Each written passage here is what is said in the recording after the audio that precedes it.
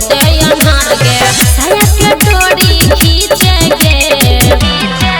ढोरी के ये कविता नीचे गे सैया मारे छे सखी बीच बीच गे ढोरी के ये कविता नीचे गे सैया मारे छे सखी बीच बीच गे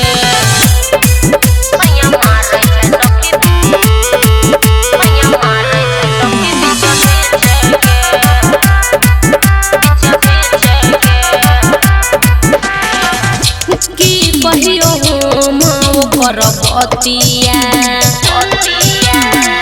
लगा के कमर में गे तकिया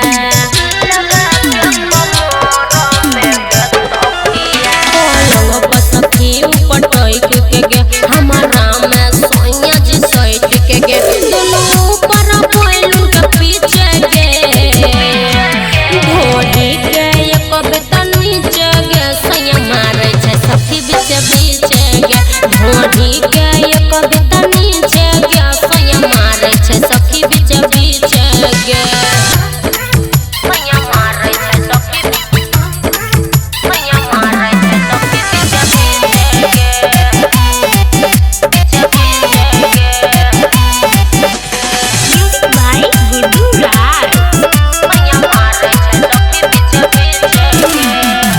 सूते नहीं दै छै कोनो शाम गे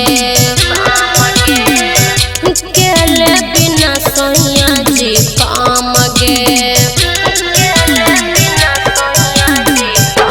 सैया धीरेन्द्र दिवाकर सुमन नहीं छै सुने बात हमर कबो घर में करे कबो बगीचे